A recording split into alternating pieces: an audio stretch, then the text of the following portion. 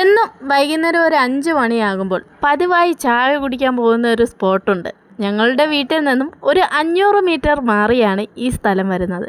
ഇവിടെ വന്നു കഴിഞ്ഞാൽ നല്ല വൈബൊക്കെ ആസ്വദിച്ച് ഒരു കട്ടനും കുടിച്ച് നല്ല ചൂട് തട്ടുദോശയും സ്പെഷ്യൽ ചിക്കൻ കറിയും കഴിച്ച് പോകാം. അങ്ങനെ നമ്മൾ ആ കടയുടെ മുന്നിലെത്തി. ഇതാ അങ്ങോട്ട് നോക്കിയേ, ഒരു 30 വർഷം പുറകിൽ പോയ ഫീല് കിട്ടും ഈ കടയുടെ മുന്നിൽ വന്ന് ഇങ്ങനെ ചായയൊക്കെ കുടിക്കുമ്പോൾ. സത്യത്തിൽ ഇപ്പോഴത്തെ ചൂടിനൊന്ന് ശമനം കിട്ടാൻ വേണ്ടി ഞങ്ങൾ കണ്ടെത്തിയ ഒരു സ്പോട്ടാണ്. ഇവിടെ വന്നിരുന്ന് കഴിഞ്ഞാൽ പെട്ടെന്നൊന്നും തിരികെ പോകാൻ തോന്നില്ല. നല്ല തണുപ്പായിരിക്കും കേട്ടോ. ചുറ്റും വയലായത് കാരണം നമ്മൾ ചായയൊക്കെ കുടിച്ച് ഒരു മണിക്കൂറൊക്കെ കഴിഞ്ഞാണ് തിരികെ വീട്ടിൽ പോവുക. വെറൈറ്റി ഇവിടുത്തെ ചിക്കൻ കറിയുണ്ട്. നമ്മൾ എന്നും വന്നാൽ ഒഴിവാക്കാൻ കഴിയാത്ത ഒരു ഐറ്റമാണ് ഈ ചിക്കൻ കറി എന്ന് പറയുന്നത് കേട്ടോ. ദോശയിലോട്ട് ഒഴിക്കുമ്പോൾ ചമ്മന്തി എല്ലാം കൂടെ മിക്സ് ചെയ്ത് കഴിക്കുമ്പോൾ ഒരു കോമ്പിനേഷൻ കിട്ടും. ഈ ദോശയെന്നൊക്കെ പറയുന്ന അവർ തന്നെ അരച്ചെടുക്കുന്ന മാവാണ് അല്ലേ?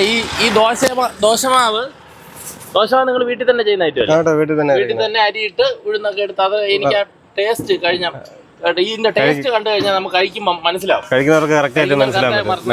അതുപോലെ തന്നെ ഈ പറയുന്ന ബാക്കി എന്തൊക്കെ ഐറ്റം ഉണ്ട് ഇവിടെ? പൊറോട്ട ഉണ്ട്, ചിക്കൻ, പിന്നെ ഒരു കൽക്കി എന്ന് പറയുന്ന ഒരു ഐറ്റം ഉണ്ട്. കൽക്കി എന്ന് പറഞ്ഞാൽ എന്താണ്? മുട്ടയിൽ ഓംപ്ലേറ്റിൽ 1 സൈഡ് ഓംപ്ലേറ്റിൽ ഗ്രേവി വിത്ത് പൊറോട്ട വെച്ചിട്ടുള്ള സ്ലൈസ് കൽക്കി. അതന്നെ പിള്ളേർക്കൊക്കെ പ്രിയപ്പെട്ട ഷവർമയൊന്നും വേണ്ട ഇപ്പൊ ഇവിടെ വന്നവർക്ക് നാടൻ രീതിയിലുള്ള. അപ്പോൾ ഇവിടുത്തെ ദോശ കഴിക്കുക എന്നുള്ള പ്രത്യേകത. നമ്മൾ കാണും വലിയ ദോശയാണ് കേട്ടോ. നമ്മൾ വിചാരിക്കും 2-3 ദോശ കഴിക്കുള്ളൂ, 5 ദോശ വരെ കഴിക്കാം. കാരണം എന്താണ്, അത്രയും ടേസ്റ്റാണ്, നൈസാണ്. കാരണം വീട്ടിൽ ആട്ടുന്ന മാവായതുകൊണ്ട് അത്രയും ടേസ്റ്റിയാണ്. അതുപോലെ തന്നെ ഇതിൻ്റെ ചമ്മന്തി, പപ്പടം, ആ രസവട, അതുപോലെ തന്നെ അതിൻ്റെ പുറത്തോട്ട് ചിക്കൻ കറി എല്ലാം കൂടെ ഒഴിച്ച് കഴിക്കുമ്പോഴേ അതിൻ്റെ ആ ടേസ്റ്റ് കിട്ടുള്ളൂ. നല്ലെണ്ണയിലാണ് അല്ലേ നമ്മൾ ദോശക്കല്ലിൽ? നല്ലെണ്ണയിലാണ് ചുടുന്നത്. അപ്പോൾ അതിൻ്റെ ടേസ്റ്റ്, അതിൻ്റെ മണവും നമുക്ക് കറക്റ്റായിട്ട് ഇവിടെ നിന്ന് കഴിഞ്ഞാൽ നമുക്ക് മനസ്സിലാക്കാൻ പറ്റും. ആ ദോശയുടെ വിശേഷങ്ങളിലോട്ട് ഇപ്പോൾ അത് കഴിഞ്ഞിട്ട് പൊറോട്ടയുടെ വർക്കുണ്ട്. അപ്പോൾ അതെല്ലാം കഴിച്ച് എന്തായാലും നമ്മളിവിടെ കഴിച്ചിട്ടേ പോകത്തുള്ളൂ കേട്ടോ.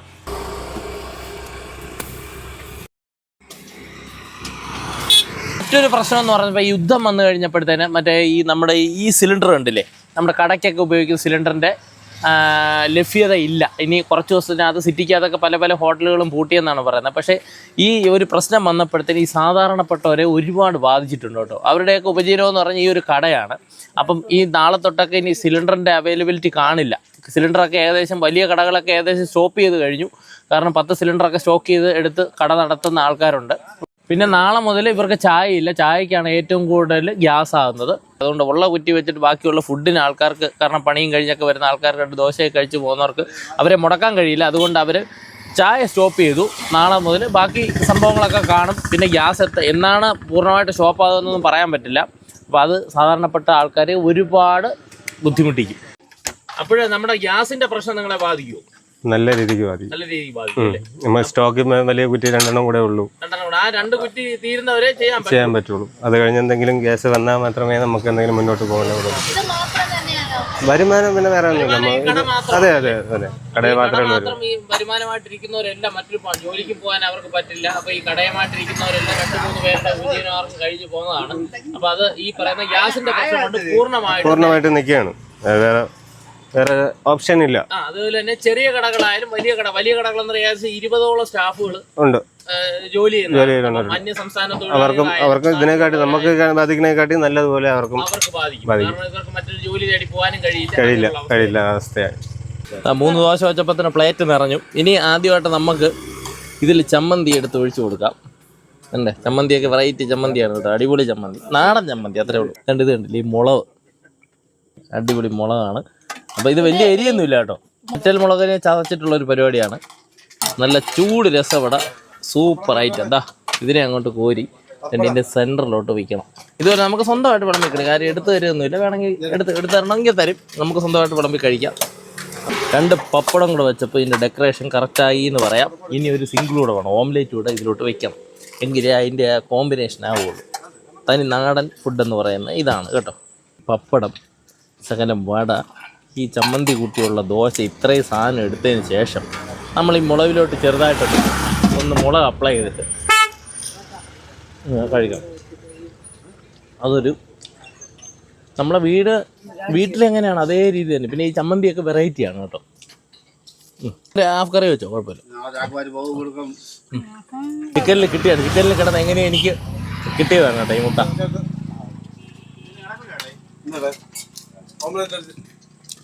വീഡിയോ എടുക്കുന്ന ആളിനും കൊടുക്കണം. ആളെ നോക്കിക്കൊണ്ട് കുറേ നേരത്തെ വെള്ളം വിഴുകുന്നു.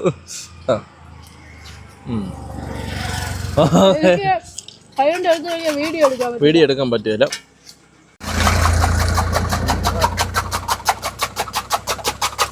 ഓംലേറ്റ് ഇവിടെ റെഡി ആയിക്കൊണ്ടിരിക്കുന്ന കേട്ടോ.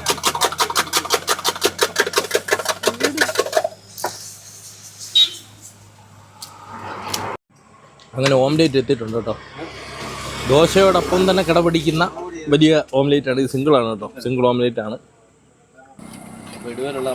ജോലി കഴിഞ്ഞ് വരുന്ന സ്ഥിരം വരുന്ന എല്ലാവരും സ്ഥിരംകാരാണ് കേട്ടോ. പുതിയ എല്ലാവരും ഈ തട്ടുകടയിൽ സത്യം പറഞ്ഞാൽ ഫുഡ് കഴിക്കുമ്പോൾ നമ്മുടെ കുട്ടിക്കാലത്തേക്ക് ഈ 90 കാലഘട്ടങ്ങളിലേക്ക് ഒരു തിരിച്ചു പോകാണ് കേട്ടോ.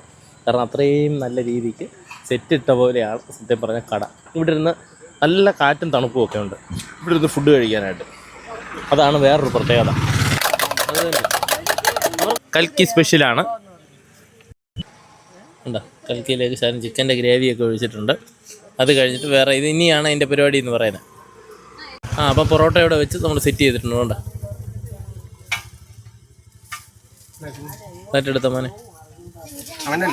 മോൻ ഇത്തെ വെറൈറ്റി കൽക്കിയും കൂടെ റെഡി ആയിട്ടുണ്ട്.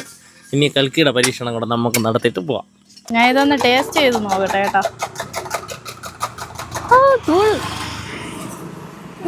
ചൂട് നല്ല ടേസ്റ്റ് കേട്ടോ, കൊള്ളാം. പിള്ളേരെ പറ്റിക്കാനുള്ളൊരു ഷവർമ്മയാണ് കേട്ടോ. ചിക്കൻ്റെ കറിയാണ് അതിൽ ഗ്രേവി ആയിട്ട് ഒഴിച്ചത്.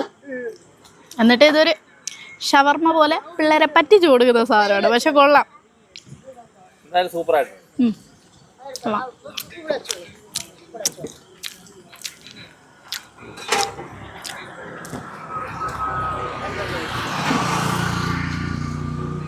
വരുന്നവർക്ക് കൊടുക്കാൻ വേണ്ടിയിട്ടുള്ള ഇവിടെ ഈ പറയുന്ന വയലിൽ കൃഷി ചെയ്യുന്ന സാധനങ്ങളും ഇവിടെ ഉണ്ട് കേട്ടോ. ഇന്ന് ഐറ്റങ്ങൾ കുറവാണെന്നാണ് പറഞ്ഞത്. കത്രിക്കയൊക്കെ കണ്ടില്ലേ, ഒരു തേങ്ങയേക്കാൾ വലിപ്പമുള്ള സാധനമാണ്. ഇതെല്ലാം ഇവിടെ നമുക്ക് വാങ്ങിച്ചുകൊണ്ട് അത്യാവശ്യം ഒരു കറിയൊക്കെ വയ്ക്കാനുള്ള സംഭവങ്ങളൊക്കെ ഇവിടെ ഉണ്ട്. നാടൻ പയർ, പടവലങ്ങ, വെള്ളരിക്ക, അതുപോലുള്ള ഒരുപാട് സാധനങ്ങൾ ഇവിടെ വിൽക്കാറുണ്ട്. ഇന്ന് ഐറ്റംസ് കുറവാണ്, എല്ലാം തീർന്നു പോയി. ഉച്ചയായപ്പോഴത്തേന് തീർന്നു പോയി. അതുപോലെ തന്നെ വള്ളിപ്പയറായാലും നാടൻ പയറാണ്. ഇതെല്ലാം പറഞ്ഞു ലൊക്കേഷൻ പറഞ്ഞില്ലെന്ന് പറയല്. നമ്മുടെ പെരിങ്ങമലയിൽ നിന്നും മംഗലത്തുകോണ റൂട്ടിൽ അയ്യങ്കാളി നഗറിന് തൊട്ട് താഴെയായിട്ട് വയലരികത്താണ് ഈ കടയുള്ളത്.